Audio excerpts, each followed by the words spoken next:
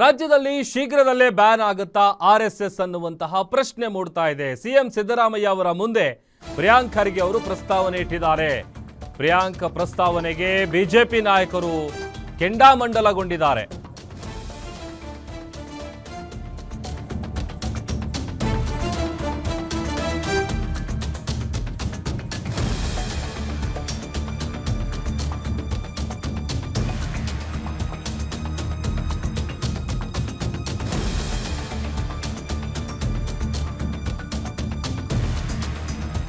ನೂರು ವರ್ಷಗಳನ್ನ ಪೂರೈಸಿರುವ ರಾಷ್ಟ್ರೀಯ ಸ್ವಯಂ ಸೇವಕ ಸಂಘಕ್ಕೆ ಶಾಕ್ ಅನ್ನ ಕೊಡುತ್ತಾ ರಾಜ್ಯ ಸರ್ಕಾರ, ಆರ್ಎಸ್ಎಸ್ ಬ್ಯಾನ್ ಮಾಡುತ್ತಾ ಸರ್ಕಾರ ಅನ್ನುವಂತ ಪ್ರಶ್ನೆ ಮೂಡುತ್ತಾ ಇದೆ.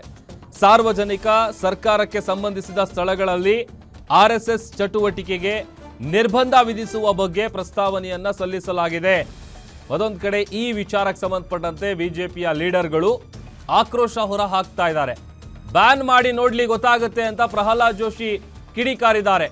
ದ್ವೇಷದ ರಾಜಕಾರಣ ಬೆಳವಣಿಗೆಗೆ ಕಂಟಕ ಅಂತ ಸುರೇಶ್ ಕುಮಾರ್ ಅವರು ಕಿಡಿಕಾರ್ತಾ ಇದ್ದಾರೆ.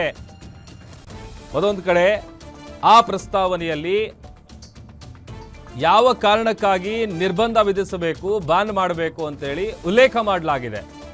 ಪ್ರಹ್ಲಾದ್ ಜೋಶಿ ಅವರು ಕೂಡ ಪ್ರಿಯಾಂಕ್ ಖರ್ಗೆ ಅವರ ಆ ಪತ್ರದ ಬಗ್ಗೆ ಕಿಡಿಕಾರಿದ್ದಾರೆ. ಈ ಥರದ್ದೆಲ್ಲ ಪತ್ರಗಳು ಬೇಜಾನ್ ಬಂದು ಹೋಗಿದೆ. ಆಮೇಲೆ ಮೂರನೇ ಬಾರಿಗೆ ಈಗ ಬಿಜೆಪಿ ಅಧಿಕಾರದಲ್ಲಿರೋದು ಕೇಂದ್ರದಲ್ಲಿ. ಒಂದು ವೇಳೆ ನೀವೇನಾದರೂ ಬ್ಯಾನ್ ಮಾಡಿದ್ರೆ ನಾವು ನೋಡ್ತಾ ಸುಮ್ಮನೆ ಕೂರಲ್ಲ, ವಾಗ್ದಾಳಿಯನ್ನು ನಡೆಸಿದ್ದಾರೆ. ಮತ್ತೊಂದು ಕಡೆ ದ್ವೇಷದ ರಾಜಕಾರಣ ಬೆಳವಣಿಗೆ ಏನಿದೆ ಅದು ನಿಜಕ್ಕೂ ಕಂಟಕ ಅಂತ ಸುರೇಶ್ ಕುಮಾರ್ ಅವರು ಕಿಡಿಕಾರಿದ್ದಾರೆ. ಸ್ಕ್ರೀನ್ ಮೇಲೆ ಗಮನಿಸ್ತಾ ಇದ್ದೀರಿ ನೋಡಿ, ಸುರೇಶ್ ಕುಮಾರ್ ಅವರು ಮಾಡಿರುವಂಥ ಪೋಸ್ಟ್ ಅಂದಿನ ಪ್ರಧಾನಮಂತ್ರಿಗಳಾಗಿದ್ದ ಜವಾಹರ್ಲಾಲ್ ನೆಹರು ಅವರ ವಿಚಾರವನ್ನು ಅಲ್ಲಿ ಮೆನ್ಷನ್ ಮಾಡಿ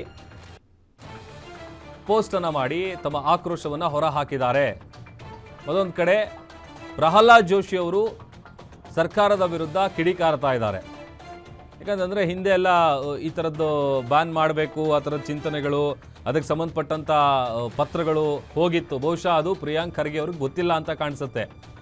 ನೀವು ಏನೇ ಮಾಡಿ, ನೀವೇನಾದರೂ ಒಂದು ವೇಳೆ ಬ್ಯಾನ್ ಮಾಡಿದ್ರೆ ಅಥವಾ ನಿರ್ಬಂಧ ಹೇರಿದ್ರೆ ನಾವು ಸುಮ್ಮನೆ ಕೈ ಕಟ್ಕೊಂಡು ಕೂತ್ಕೊಳ್ಳೋದಿಲ್ಲ. ಓಪನ್ ಚಾಲೆಂಜ್ ಹಾಕಿದ್ದಾರೆ ಸರ್ಕಾರಕ್ಕೆ ಪ್ರಹ್ಲಾದ್ ಜೋಶಿ ಅವರು, ಕೇಂದ್ರ ಸಚಿವರು.